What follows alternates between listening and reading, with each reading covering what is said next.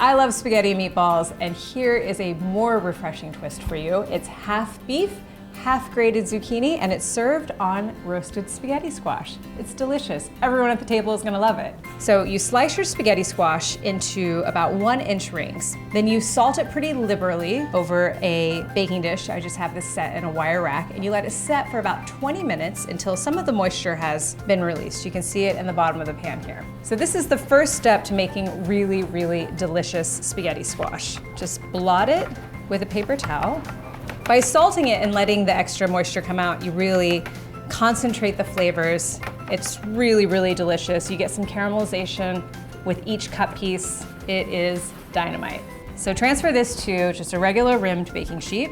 And because we already salted this, this has a good amount of seasoning. I have 2 tablespoons of olive oil here. Just brush it on each cut side.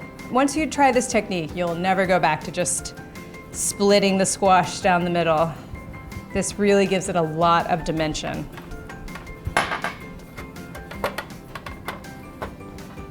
And really, this is just as simple as slicing a spaghetti squash crosswise into 1-inch pieces, removing the seeds with a spoon, and just giving it about 20 minutes with a little salt. A little bit of pepper, and into a 400-degree oven until these are tender and a little bit caramelized, about 40 minutes.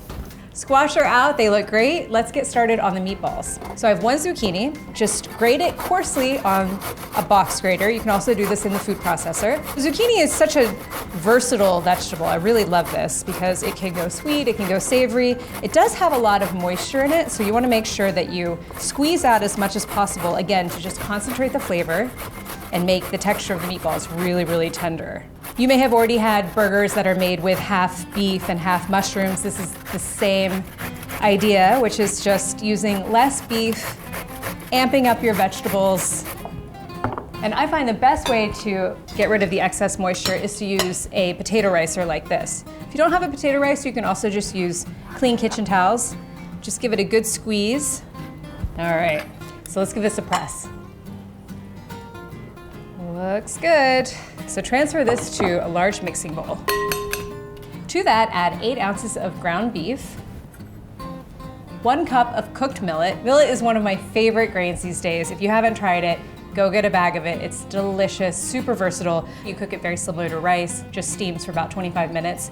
And it has a really nice sort of fluffy texture and kind of like sweet corn flavor. It's really delicious. Gluten-free too if you're looking for more gluten-free grains. You can search marthastewart.com for how to cook millet. We have a great recipe right there for you. 1 egg, gently whisked. This is gonna help bind the meatballs together. We have 2 cloves of garlic, very, very finely minced. That's a nice hit of flavor. And then we've got parsley. Couldn't have a meatball without chopped parsley. Give this a light chop. Again, always start with dry herbs, especially leaves like parsley and cilantro. That way you end up with beautifully sliced or chopped instead of bruised herbs. So we're looking for about 2 tablespoons of chopped parsley. In we go. Let's add some seasoning. So I have 1 teaspoon of kosher salt, some coarsely ground black pepper. You're shooting for about 1/4 teaspoon here. Okay, and then mix, mix, mix. So you wanna mix this well until it's combined, but you don't wanna overwork it because that will produce a tough meatball. I like to use 2 forks for this. So the cooked millet here, you can also use cooked quinoa, is what would replace breadcrumb traditionally in a meatball. And I find that the flavor and the texture is just outstanding. It really pairs nicely with the zucchini and the beef. It does its job as a binder. These are really delicate, tasty, so delicious. Okay, this looks nice and combined. So to form this into meatballs, I like to use a cookie scoop. I find it really, really easy. It helps make sure that everything is nice and even. We're shooting for about 1.5-inch balls. Okay, portioned all the meatballs. Now let's make sure they're nice and round. So I love this method of cooking them. We're gonna just drizzle it with a little bit of olive oil and then cook them underneath the broiler. And I find that this is a really great way to cook a lot of meatballs at once. You don't mess up your stove. You get some nice browning on top because of the broiler. You could be doing other things on the stovetop. but you still get that really nice caramelization. So these meatballs also freeze beautifully. Go ahead and cook them as directed, and then let them cool completely, and transfer them to an airtight container, and you can freeze them for up to a month. Then just gently reheat in the oven to warm. But if your family is anything like mine, you're not gonna have very many leftovers of these. So just drizzle with a little bit of olive oil. And I always like to give them a little shake.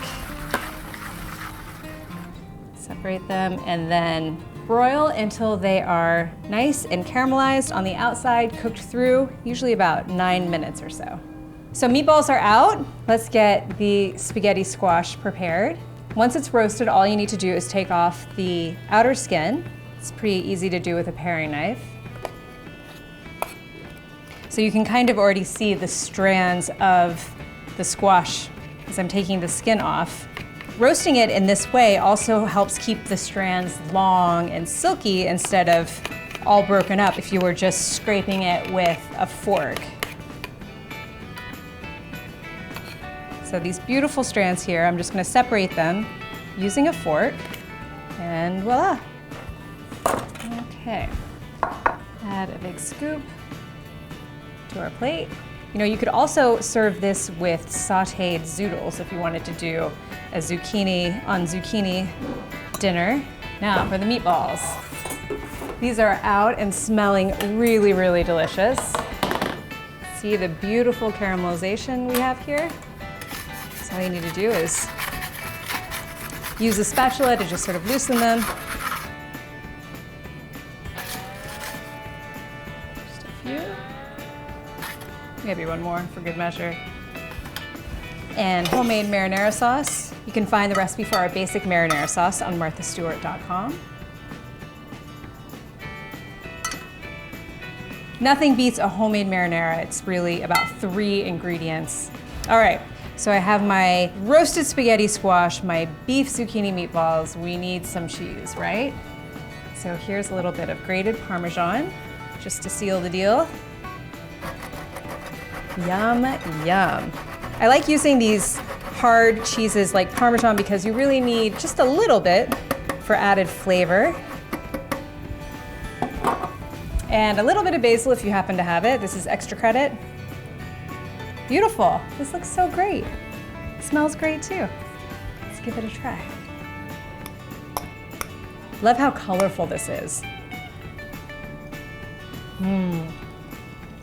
So good. Super, super satisfying. Really easy to make, and a great way to use a little bit more vegetables and less beef. Can't wait for you to try this. Want more healthy recipes like this? Don't forget to like and subscribe.